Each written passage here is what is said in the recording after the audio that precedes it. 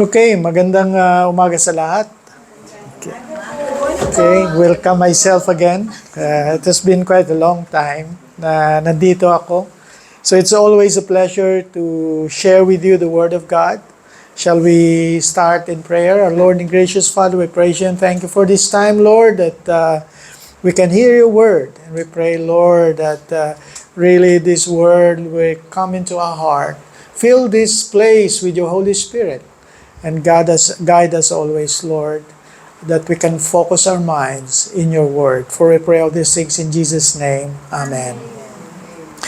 Ang ibinigay sa akin na topic ng ating kapatid ay tungkol sa panalangin at tungkol sa pagmamahal ng ating Panginoon. At ang ibinigay na topic is Matthew. Yung text is Matthew chapter 9. So, binigyan ko ito ng titulo na Pray to the Lord of the Harvest to send out laborers. Ito yung passage mismo sa Scripture, and I'll be reading in Matthew chapter 9, and may request everyone to please stand. This is the infallible Word of God, Matthew chapter 9, verse 35 to 38. And Jesus went throughout all the cities and villages, teaching their synagogues and proclaiming the gospel of the kingdom, and healing every disease and every affliction. He said the crowds, he had compassion for them, because they were harassed and helpless, like sheep without a shepherd. Then he said to his disciples, the harvest is plentiful, but the laborers are few. Therefore pray earnestly to the Lord of the harvest, to send out laborers into His harvest. Shall we all sit? Isa sa ating mga pinag-uusapan ngayon at napakainit sa ating mga social media ay yung politika. Okay? Nandito tayo na naman sa eleksyon. At ang mga eleksyon, of course, ito yung pinaka-paborito na subject ng mga Pilipino. Nilagay ko nga sa aking Facebook na medyo off muna ako. Nagkakagulo, baka magkaroon ng civil war sa Facebook. Parang nagtitreten ng iba na papatayin ako. Ganyan katindi yung katapang yung mga Pilipino sa Facebook. Talagang magpapatayan na. At ang kanilang pinagpapatayan ay yung mga politiko. Kasi ang gagaling ng mga politiko natin, di ba? Pag narinig mo sila, kahit anong kulay, dilaw man, pula, blue, orange, green, lahat yan, pare-parehas. Andito kami para paglaban yung mga pang-aapi at ang kahirapan. Pag ako ang binoto nyo, maging mayaman kayo lahat. Wala na kayong problema. Hindi na kayo makakasakit. Ganon, nagtitindi ng mga ang mga Pilipino naman. Tulad ng madaming tao ay baw ng baw. At paniwala naman sa mga kung ano-anong pinagsasabi ng mga tao o ng mga politiko na to. At kung minsan nakakaiyak, actually nakakalungkot. At ito dahil nagkaedad na rin ako, inabot ko si Marcos Sr. sa kahirapan at pandurusa na ginagawa noon, pero naging scholar ako ni Marcos. Ang kahirapan sa panahon ni Cory, hanggang sa kay Erap, at sa madami pang iba, hanggang sa araw ngayon. So talagang napakatindi ng kahirapan. At ang madalas, ang paghihirap ay hindi galing sa mga tao. Ang mga Pilipino ay masisipag. Pero kahit sa anong sipag mo, kung ang gobyerno mo ay nang-aapi, ay talagang wala. Mahirap pa rin. Kaya dito tayo sa Bangkok. Alam mo kung mayaman yung Pilipinas, tulad ng mga Thai, hindi sila umaalis ng Thailand. Kasi, nakakabili sila ng kotse, nakakabili sila ng bahay, kumpleto sila ng gamit, nakakalibre ang kanilang mga gamot, punta ng ospital. Libre, di ba? Kung ano yung pakiramdam ng mga Thai, imagine mo na lang kung ganun sa Pilipinas. Sino pa kayang aalis na Pilipino sa Pilipinas? Kung social security mo ay libre lahat. Di ba? Na-imagine ba natin yon? At ang mga tao, iba-iba yung modelo ng kotse. Alam mo ba sa Pilipinas ka, Vios lang yung kotse. 90% na makikita mo Vios, pati taxi Vios. Dito, iba-iba. May Mercedes, may Lamborghini. Ang dami-dami mga kotse. Natutuwa ako pagka namamasyal ako sa kalye. Pagdating ko dito, alam mo, nung una ko napansin, noong 2007, naglanding ako rito. Ang una ko napansin talaga yung kalye. Hindi lumulundag-lundag. Hindi umaalon-alon. Unang napansin ko kaagad yun. Sabi ko, ibang klase itong Thailand na to Napaka-smooth ng daan. Bakit sa atin pa lang, pagdating mo pa lang, pag-landing mo sa airport, lubak-lubak na kaagad lahat ng dadaanan. No wonder na lahat ng kotse doon, bulok. Sira-sira. Kasi, di ba, kung ganyan yung dadaanan, lahat na lang na promesa ang ginawa ng mga politiko sa atin, pero sila yung oppressor natin. Alam mo, sabi nila, kayo ay magiging mayaman. Nagpapaloko naman tayo. Magkikipagpatayan tayo kung sino man mga pangalan ng mga politiko. Pero sila yung nagpapahirap sa atin. Sila yung may mayaman. Dinastiya na sila. Mula sa lolo hanggang sa apo. Sila na yung nagpapatakbo ng ating bansa. Ngayon, tatlong magkakapatid ay tatakbo sa Senado. Magkakapatid, nanay, tatay. Ganun na. Pamilya-pamilya na. Darating ang panahon na ang 24 na senador, puro na yung mag-anak. Tapos pupunta ka sa syudad nyo. Mayor nyo, gobernur nyo, pare-pareha sa apelyido. Ganun kasahol ang ating politika. Mabuti na lang na sa Bible, hindi eleksyon. Imagine mo kung ang mga pinagtatawag na mga laborer ng Panginoon, eleksyon, yari tayo. Yari tayo. Walang mangyayari dito.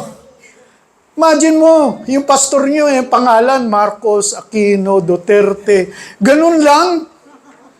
Imagine nyo yun. Laborers are not elected positions. Salamat sa Diyos. The Lord of the harvest sends them. So yung nagpapadala pala ay ang Panginoon. Yun ang napakaganda ng ating pag-aaralan ngayon, na yung itong laborers ay pwede nating pagdasal na ipadala ng Panginoon. Ang sabi niya, therefore pray earnestly to the Lord of the harvest to send out laborers into His harvest. Alam mo, yung ministry ni Jesus, pag pinag-aralan mo sa sulat ni Matthew, ay tatlong bagay ang sinasabi na ginagawa niya. And Jesus went throughout all the cities and the villages teaching in their synagogues and proclaiming. Yung proclaiming na word dito, ito din yung preaching, kerygma sa Greek. The gospel of the kingdom and healing every disease and every affliction. Now, pag pinag-aralan mo, ito ay paulit-ulit na gawain ni Jesus.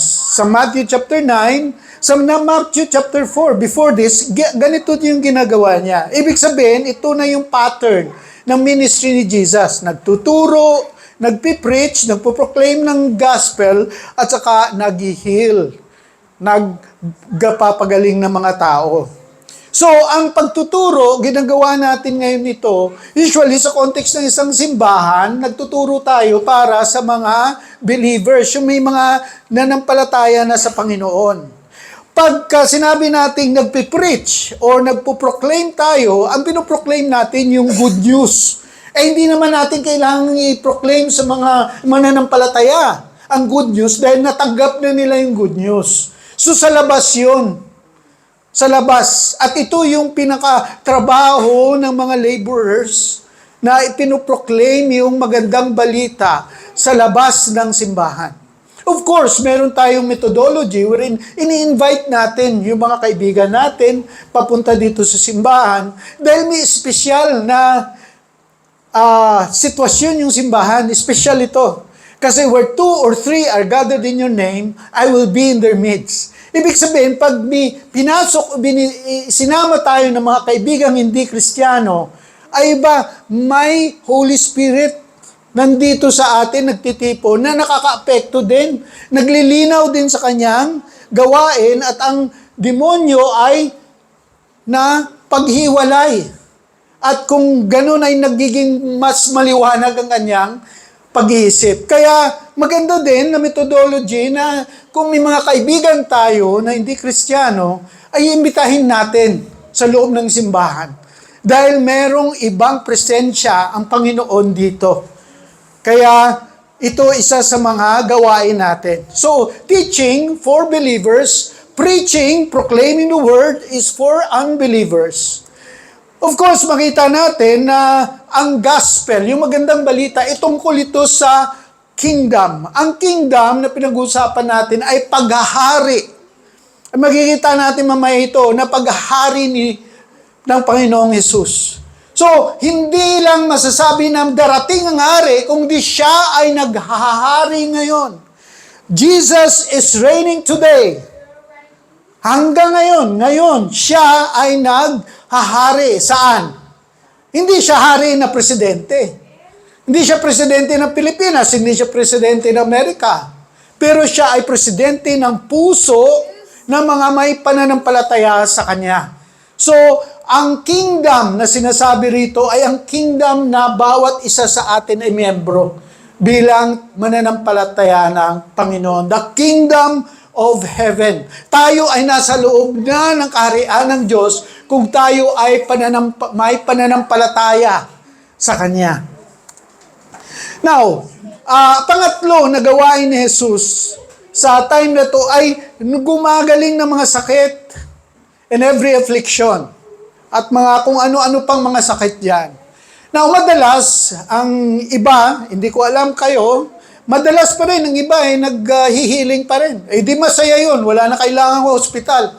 Kung ganito kagaling ang ginagawa ni Jesus, gawain natin ngayon, hindi na kailangan ng hospital. Lahat ng mga may sakit, punta sa simbahan namin, gagalingin namin. Di ba? Hindi mawawalan ng nagtrabaho yung hospital. Now, sa Mark 16, bakit yung healing? Bakit ang gi-heal si Jesus? Para ano yon? Okay? May rason siya. Hindi lamang para na gumaling kayo. Kundi dahil ito ay isang confirmation, authentication, attestation. Ibig sabihin, nagpo-prove sa kanyang sinasabi. And ito yung sabi ni Mark sa kanyang gospel, and they went out and preached everywhere, while the Lord worked with them and confirmed the message by what? By accompanying signs. There is an accompanying signs sa mga sinasabi. Kaya totoo sinasabi ni Jesus na siya yung Messiah, na siya yung Savior, na siya yung tagapagligtas dahil sa kanyang mga ganawang signs. Tawag nila doon, yung miracles, tawag nila is signs. Para sinyales na siya nga ay totoo.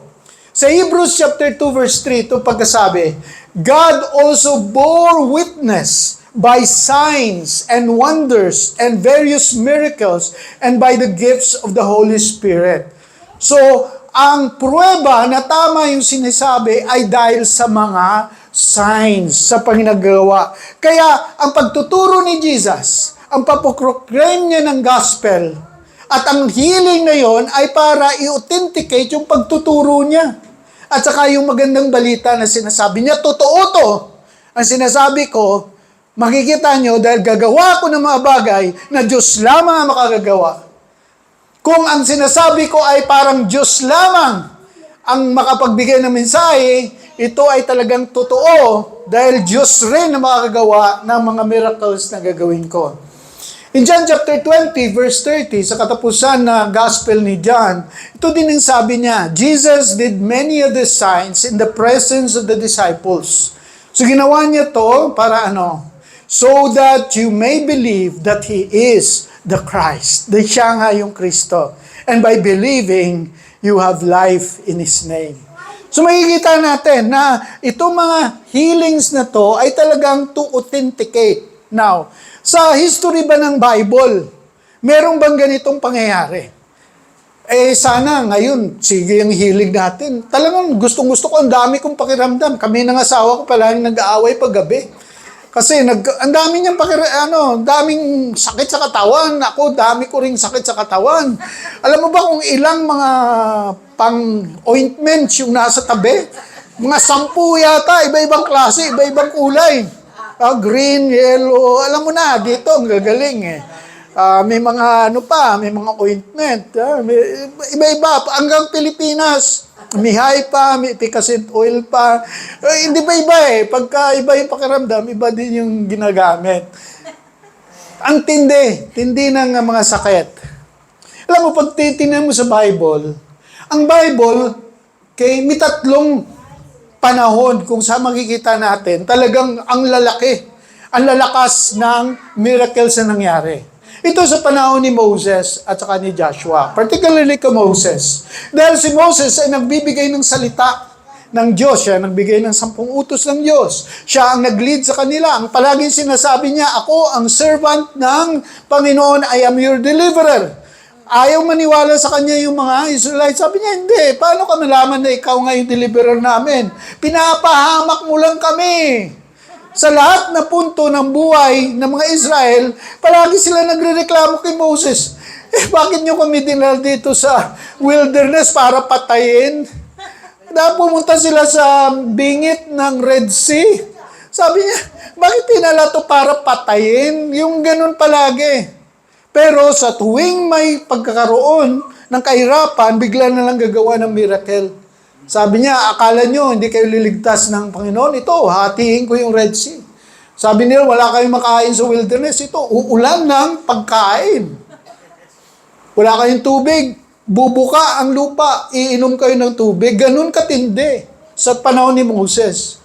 Sa panahon ni Elijah, during the time of Elijah, nawala na yung pananampalataya sa kay Yahweh, sa Diyos. Ayaw na nila maniwala sa Diyos. Si Elijah na lamang ang naiiwang propeta. Propeta. Sa dami ng mga propeta, nag-iisa na lang, inubos nila patay yung mga propeta. At ang propeta ni Baal at kung sino-sino mga Diyos, yun yung madami. Kaya pag nag-aaway, si Elijah lang yung kalaban ng sangkatutak, daan-daan na mga propeta ni Baal. At dito makikita mo ang titindi ng mga ginawa ni Elijah at saka ni Elisha. Pero pagtapos nun, tigil din. Sa kay Moses, matapos nung doon na sila sa kanan, wala na rin yung miracles. Sa time ni Elijah na Elisha, after na umalis si Elijah, na matapos matay si Elisha, nawala na rin. Naintindihan natin, may purpose, signal siya. Signal siya, sign siya. At ito rin nangyayari sa apostles tsaka sa kay Jesus. In fact, pag binasa mo yung Bible, Book of Acts, ito yung history ng mga ginawa ng mga apostles. Mapapansin mo na nagsisimula si Peter, si Paul, ay gumagawa ng sangkatutak na mga miracles. But eventually, we'll read in the Book of Acts, dahan-dahan nawawala. Nawawala siya. Hanggang sa bandang uli, last verse ng Book of Acts, sa Acts 28 verse 13, sabi dito, ito na yung gawain ni Paul. He stayed in Rome, rented a house, welcomed all who came to see him, he proclaimed, yun pa rin he proclaimed, and then he taught, he teach about the Lord Jesus Christ. Yun na, period. Wala na siya, hindi na siya nag-heal. Na-normalize na ang natitira na lang na gawain ng ministry ng simbahan natin ngayon ay ang pagtuturo at ang pag-proclaim ng gospel ng Panginoon. Sana, kung pwede lang sana, kung meron pang miracles, ay nako, magpipila kayo palagi dito. Dala kayo ng mga panyo, o dala kayo ng mga tubig. Every time na uminom kayo ng tubig, galing na kayo. Cancer rin, wala yan.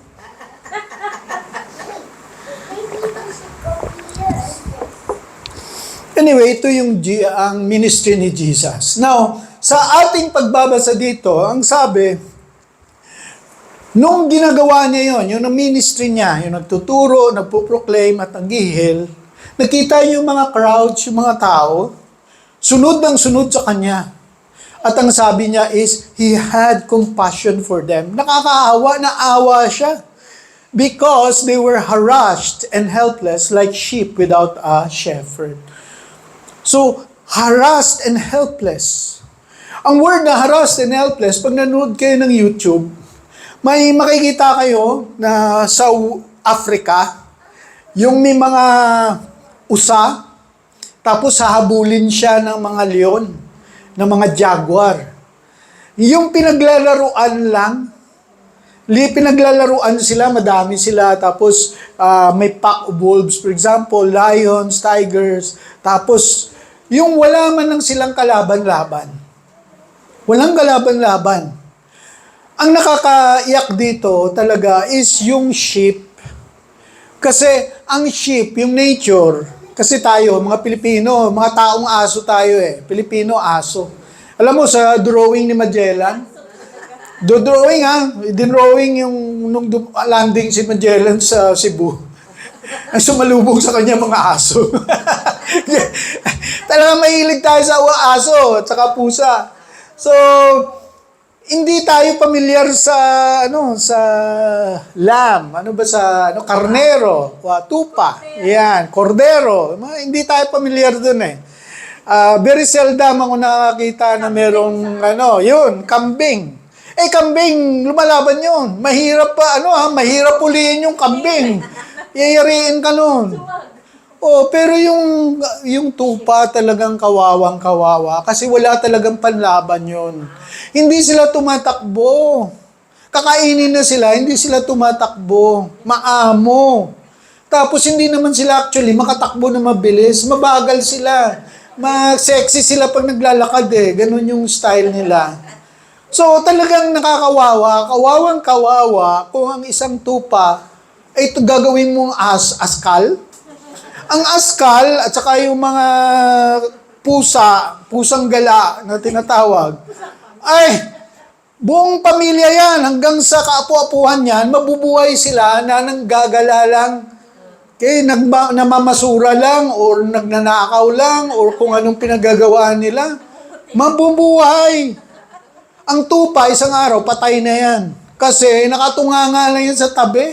Hindi niya alam kung anong gagawin niya. Kasi maghanap yan ng susundan. Pag may sinundan niya, sigurado pulutan ang labas niya.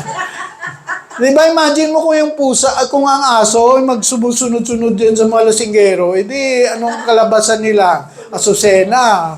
So, pulutan na yon. So, ganun katindi. So, ang sinasabi, pag-describe sheep without a shepherd, talagang ang sabi niya, they are harassed. Palagi silang inaatake by predators, kahit anong predator. Ma-attack sa kanila, prey. Tapos, wala silang panlaban. That's why ang sinasabi, once you say, sheep without a shepherd, nakakalungkot na kwento yon. Kasi ang sheep talaga, hindi pwede walang shepherd. Wala talaga. And imagine, nasabi ni Jesus, ganito ang sitwasyon natin. Na hindi pa nakakakilala sa Panginoon, ganyan yung sitwasyon natin. Kahit ano na lang kalukuhan, susundan natin. Kahit anong maling doktrina, susundan natin. Kahit anong maling mga pagtuturo, practices, susundan natin. Kasi wala nga tayong pag-iisip na sarili. Sunod-sunuran lang. Ganun ang mga tupa. And that is the biggest problem we have. Ito yung nakikita na problema ni Jesus para sa atin. We are miserable people. At ang misery natin ay dahil wala tayong pansariling desisyon. Nagde-decide lang tayo, inuuto-uto lang tayo. Kaya tungtuwa yung mga politiko sa Pinas, uto-uto. Nagpapauto hanggang ngayon, nagpapauto pa rin. Makin mo halos magpapatayan sila. Nag-comment lang ako, gusto na akong patayin, gusto mo ilibing kita. Ganun. Ganun mga, ang tatapang, ang titindi. Sabi ko, i-report ko to sa Thailand, tingnan natin kung sinong uuwi. Ganun ka, dahil hindi nila alam kung anong sinasabi nila. Ganun ang sa panahon ni Jesus. Sunod-sunuran lang yung mga tao. at walang pag-iisip na tama. Yun ang kailangan ng laborer.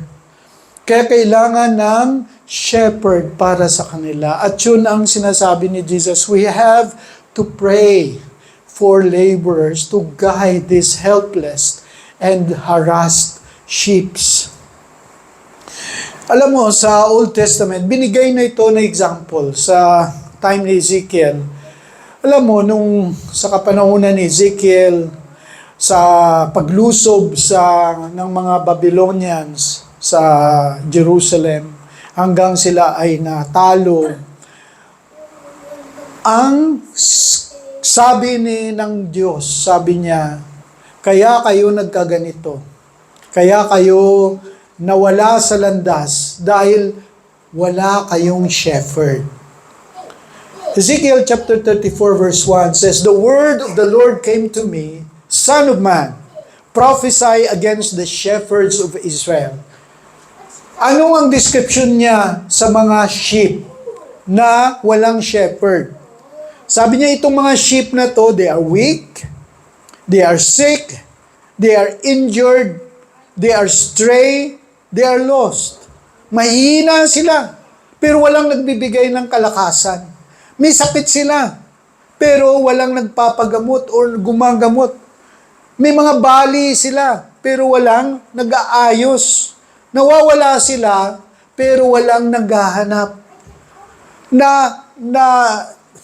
Talang. Ano yung sa...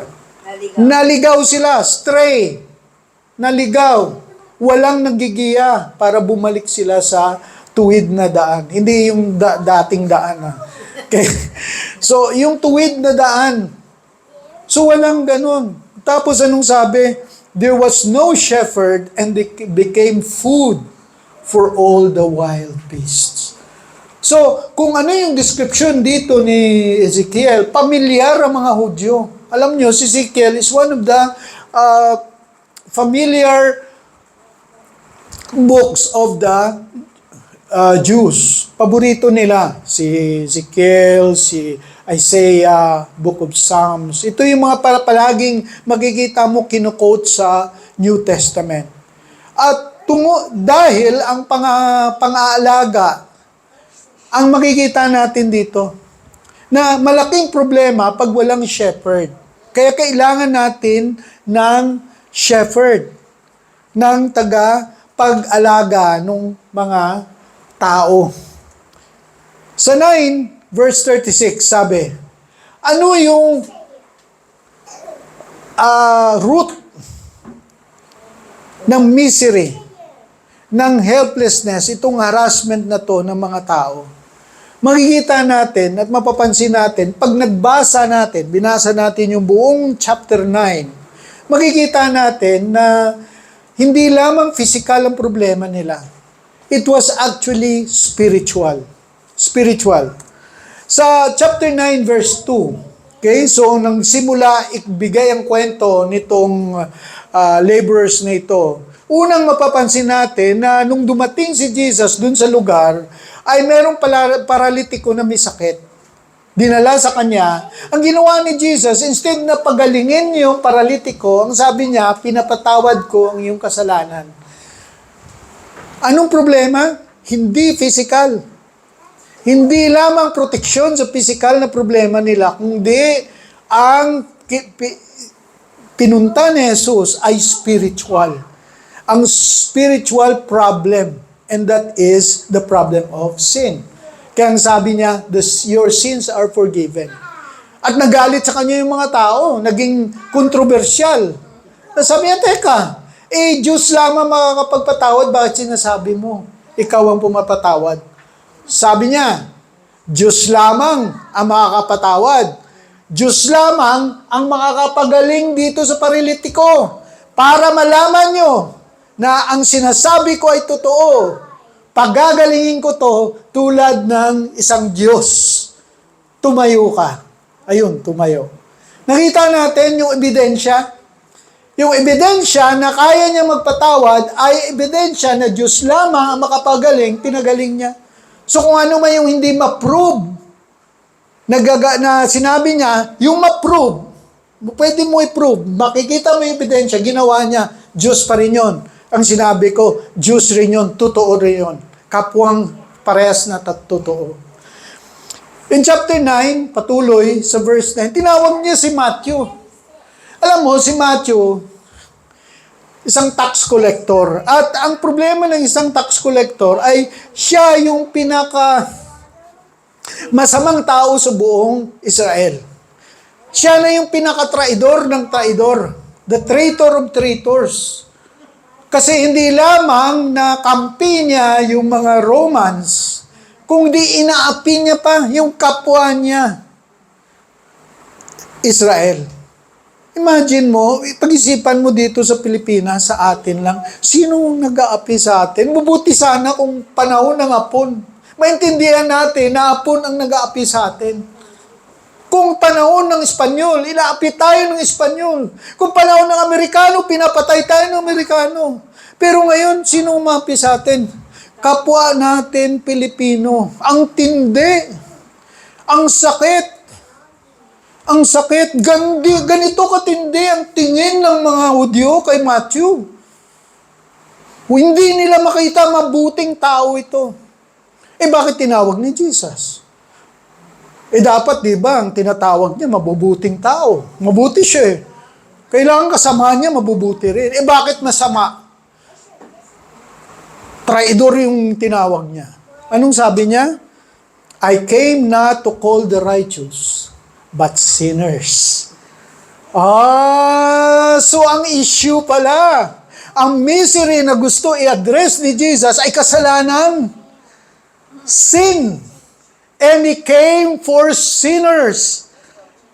Ibig sabihin nun, maabil natin lahat dahil lahat tayo ay makasalanan. Alam mo, ang isang Kristiyano ay naging Kristiyano lamang dahil alam niya na siya ay makasalanan. Amen? Pag hindi mo tinanggap na ikaw ay makasalanan, hindi mo kailangan ng Kristo, ng tagapagligtas. Amen? Ganun ang problema ng mga Hudyo. Kaya hindi nila matanggap si Jesus dahil mabuti silang tao, bakit kailangan nila ng tagapagligtas? Ang sabi ni Jesus, pumunta lamang ako sa mga makasalanan. Kung ikaw ay hindi makasalanan, hindi ako pumunta sa iyo. Kaya ang sabi niya, if you remain to say that you are righteous, you will continue to live in your sin. So, ang misery valley na tinitingnan natin dito ay hindi lamang physical, kundi spiritual. Again, pag tiningnan natin yung compassion ni Jesus, nung tumitingin siya sa crowd, hindi dahil na-oppress, hindi dahil mahirap sila. Of course, nasa puso ng Panginoon yung mahirap. Nasa puso ng Panginoon yung mga oppress. Pero hindi yun ang target ng kanyang pagmamahal. Ang kanyang pagmamahal ay nakafocus, nakatarget dun sa mga makasalanan. Ang pagmamahal niya ay sa makasalanan. That's why kung magbasa ka ng Romans chapter 5, pag He demonstrated His love toward us that while we were yet sinners, Christ died for us. We were yet enemies. Christ died for us. Yung ganun ba, yung kalaban, yung minahal, ang tindi ng pag-iisipin. Kung ganun yung politika sa Pilipinas, amen. Magmamahalan si Marcos at Duterte, love you silang dalawa. Di ba ganun katindi? Ang sarap sana tingnan, di ba? May compassion ng bawat isa. Parang mga wolf, namumula mata. Kabila, namumula daw mata. Pero tinignan mo sa kabila, namumula din. Parehas sila pula mata. May sore eyes. Diba?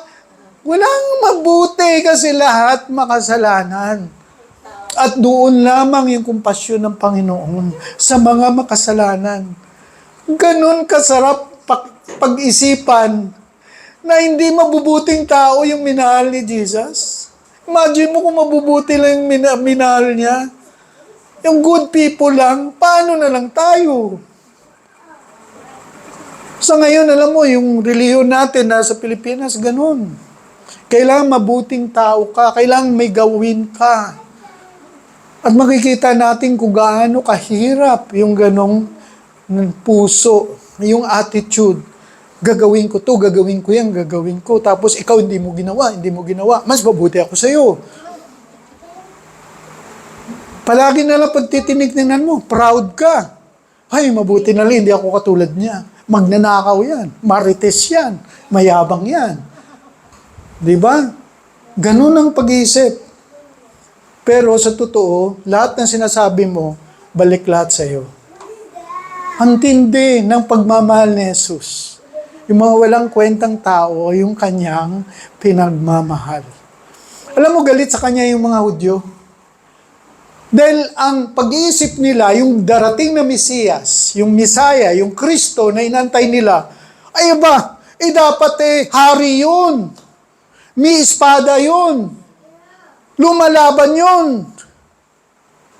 Conquering. Kailangan nagbibigay ng parusa. Ay ba itong Kristo na dumating? Mapagmahal sa kanyang mga kalaban. Paano yun? Kaya talagang itinakwil nila si Jesus. Ayaw namin ang kanyang Kristo. Hindi yan yung Kristo nasa isip namin. Pero ito yung Kristong minahal natin. Amen? Compassion. Alam mo yung compassion na word?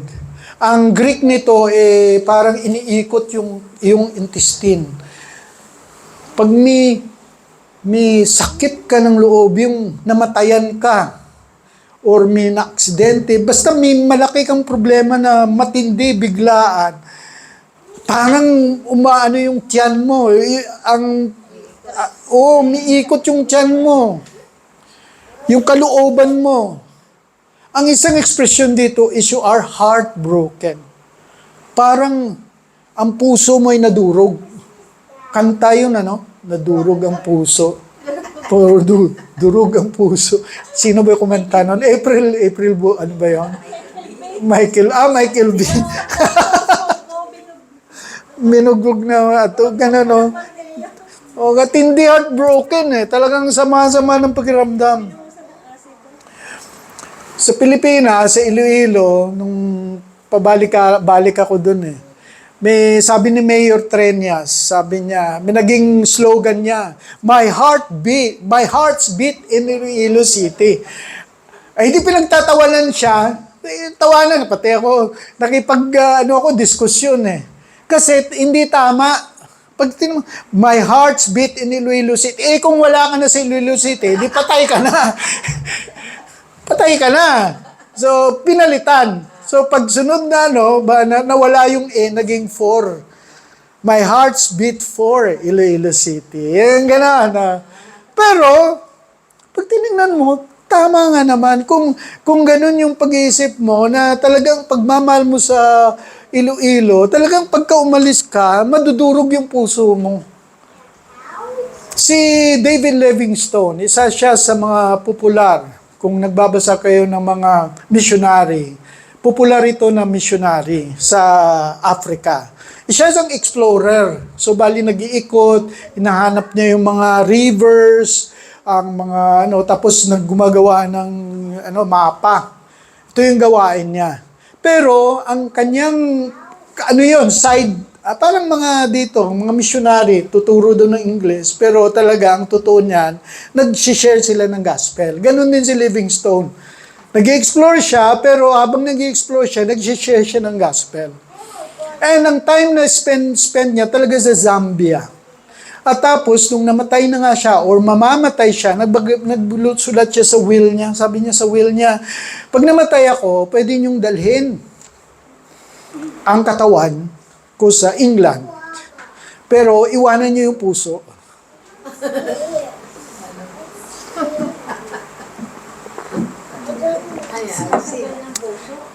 Iwanan ng puso, ilibing ang puso sa Zambia.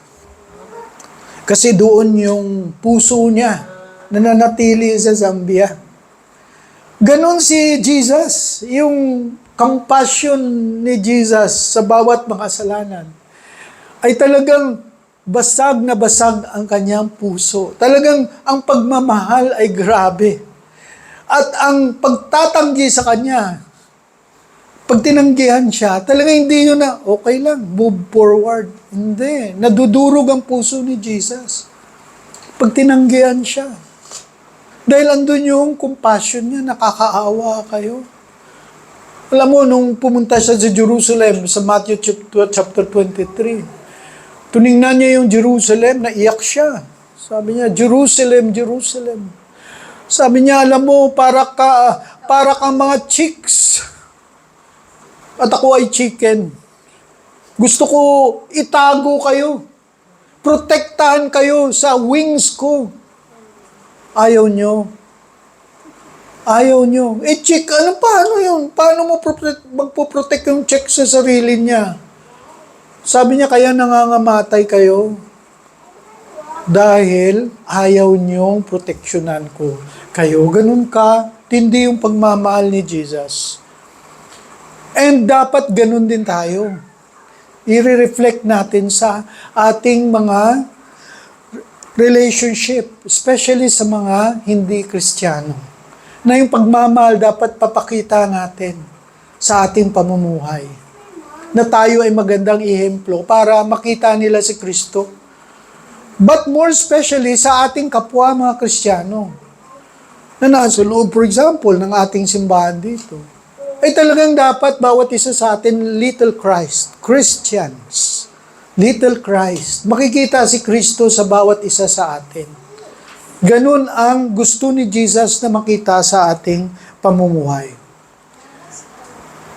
Sa Ezekiel 34, verse 11, so tuloy-tuloy na sinabi ni Ezekiel, sabi niya, thus says the Lord, I will search my sheep and I will seek them out.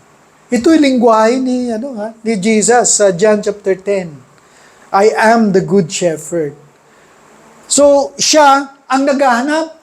Sinabi ko kanina, hindi yung eleksyon tayo nag-i-elect sa mga laborers. Ang Diyos ang pumipili at nagbibigay. At ang Diyos ang naghahanap. Search the sheep. Ang Diyos ang naghahanap. Tapos siya yung nag-secure, nagbibigay ng security. At yung kanta, yung paborito na kanta, there shall be showers of blessing. Dito yun nakuha sa Ezekiel chapter 34, verse 26. Sabi rito, and I will make them, the places all around my hill, a blessing. And I will send down the showers in their season. They shall be showers of blessing. Napakaganda. Napakasarap pala yung compassion ng Panginoon dahil ito ay nagbibigay sa atin ng kasaganaan. The blessing of the Lord and protection. There will be no more prey. Nobody, no prey that will devour them. Ganun ang proteksyon na binibigay ng compassion ng ating Panginoon. Pag inisip mo yung harvest, sinabi niya, the harvest is plentiful. Alam mo, minsan nag-iisip tayo na parang walang kwenta yung mag-share ka ng gospel, hindi naman nakikinig, hindi naman sumusunod, ayaw naman mananampalataya, ayaw maniwala sa sinasabi natin. Alam mo si Jesus, very optimistic. Alam mo, yung gospel natin, yung Christianity na pinaniniwalaan natin is an optimistic gospel. It's an optimistic church. Sabi niya, I will build my church and the gates of hell shall not prevail against it. Matthew 16. Ang pagsasabi doon ay hindi na inaatake siya ng mga demonyo. Mali yung pag-iisip na yon. Ang pagkasabi doon ay ang mga Kristiyano, ang simbahan, si Kristo ay ang mataatake sa gates of hell. Ang inaatake ay yung mga demonyo. Bakit? Dahil ang harvest is plentiful. Ano ibig sabihin ng harvest is plentiful? Okay? Plentiful meaning successful. Successful, hindi niya sabihin, naku, ang harvest. Kasi harvest, bunga na yun Kukunin mo na lang. Yung harvest, mahina, walang kwenta. walang nanampalataya. Hindi. Ang sabi niya, it is plentiful, successful. Bakit? Because we have a God that is sovereign. Hindi naaayon sa ating kakayahan ang pagtatawag or ang pag-share ng gospel at tao ay maniniwala. It's based on the sovereignty of God. Do you believe that? Jesus said that.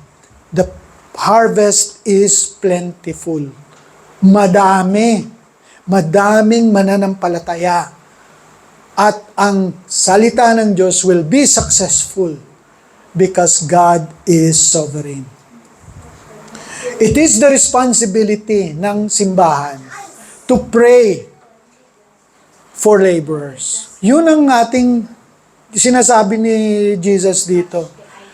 Maraming bunga. Dito sa Thailand, napakadaming mga Thai, napakadaming mga Pilipino na maaari nating share yung gospel of the kingdom. Yung paghahari ni Kristo, kailangan natin ma-share sa kanila. At yun yung magliligtas sa kanila.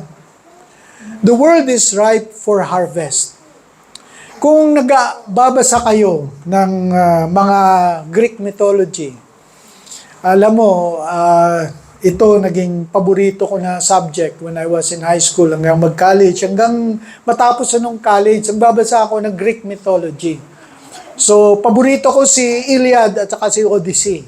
Yung kwento ni Homer, yun. Talagang perfect na perfect ko yun. Kabisado ko yung istorya ni Hector at saka ni Achilles. Ang isa sa mga importante is the Titans at saka yung gods of Olympus. Naglalaban palagi yun eh. May isang Titan, ang pangalan niya si Prometheus. At siya ay ninakaw niya yung ilaw kay Zeus at ibinigay sa mga tao. Kaya naging matalino yung mga tao. Nagalit si Zeus kasi gusto niya mangmang tayo.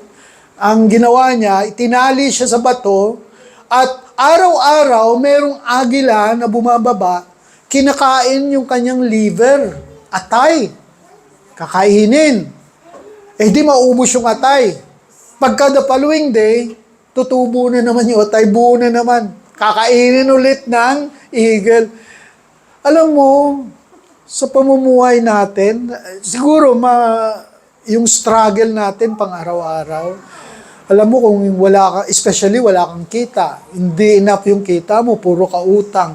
Araw-araw na lang iniisip mo kung paano yung kakainin mo bukas. Isipin mo na lang yung mga kalagayan ng mga Pilipino na kapatiran natin, mga pamilya natin sa Pilipinas. Di ba ganun? Yung problema mo, saan ka kukuha ng pambayad ng kuryente, mahal-mahal. Pambayad ng tubig, ay wala palang tubig. Ganong mga pang-araw-araw. Para kang si Prometheus, na sa pang-araw-araw, sa gulong ng palad, ano ba namang swerte sa'yo? Nasa ibaba ka na lang. Hindi man lang umiikot. Nasa baba palagi. Imagine mo nasa baba ka palagi. Yun ang example ni Prometheus. Sa pang-araw-araw na lang, wala man lang hope. Wala siyang makitang hope. Dahil tomorrow, buo na naman, yung kanyang atay, babalik na naman yung eagle, kakainin na naman.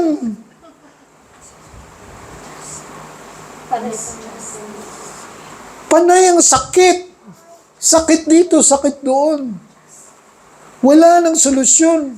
Ganon ang mga tao ngayon. Alam mo, sino yung solusyon? Si Jesus. Sa kwento ng Prometheus, ito isa sa mga magandang balita sa kwento dahil dumating si Hercules at pinalaya siya. Sa bawat isa, maaring si Jesus ang iyong magiging Hercules. At ito yung inaabangan natin sa harvest. The harvest is plentiful. The harvest is ripe and is ready for the taking. Nagdudurusa sila, kailangan nila ng pag-asa. Si Kristo lamang ang nagbibigay pag-asa. Amen? Sa atin na may pananampalataya kay Jesus, ma-appreciate natin ito at dapat isi-share natin sa kanila. Si Sisyphus, isang hari ng Corinth. At nandaya ito dinaya niyo yung kamatayan. Nakalusot siya, akala niya hindi na siya mamamatay. Eventually, inuli siya ni Jesus. Tapos, ginawa sa kanya, pinatulak ng bato. Sa bundok, mihil ganyan, pinatutulak siya ng bato. Parang Hercules. Pag andun na siya sa tuktok, aabot niya na at magkakaroon na ng pahinga at maabot niya na yung tuktok, bigla na lang babalik na naman yung bato. Tutulak niya na naman. Ganun na naman mangyayari. Paulit-ulit. Paulit-ulit. Hindi makarating sa paroroonan. Alam mo, dito tayo sa Thailand, dami nating mga plano. Ang dami nating, sa mga kasamaan ko, ang dami. May mga masteral, may mga doctoral degrees. Ang daming mga gustong success. Corporate ladder, maging presidente ng kung anong kumpanya dyan. So gusto natin maabot yung kataas-taasan na pwede nating abutin. Ang problema natin, wala. Kahit naabot na natin yung dulo, back to zero na naman kasi walang kaligayahan. Hindi tayo maligaya. Hindi yun na aabot yung kasiyahan. Dahil nandun na tayo. Naintindihan ko yun. I also have the corporate ladder. Umabot ako sa lugar kung saan yun na lang ang maabot ng isang tulad ko na hindi may-ari ng isang kumpanya. Pero pagdating ko dun, problema lang pala. Balik ka na naman sa wala ka na namang kasiyahan. Ang lahat ng mga tao sabi na, ang galing yun, doon na siya, ganun. Pero ikaw, walang kasiyahan. Alam mo yung mga artista, di ba ganun? Gustong magpasikat, sikat, hanggang sa bandang uli, magpapakamatay. Di ba, ang daming kwento ng ganyan, nagpapakamatay. Kasi wala naman palang kaligayahan doon sa tuktok na yon. Balik pa rin siya sa ibaba. Ganun ang mga tao ngayon. At si Kristo lamang ang makakapagbigay ng satisfaction. The harvest is plentiful. The harvest is ripe. It's only us to share God's word. Sa Amerika ngayon, magulo dun Si Trump. Pag upo niya, tinanggal kaagad yung project ko. Nagtatrabaho ako sa USAID. Sa foreign aid, tinanggal ni Trump. Sabi niya, hindi na kami benevolent. Hindi na kami Kristiyano na ang iba ang inuuna. Kailangan unahin namin sarili namin. Dapat tayo ay maging makasarili.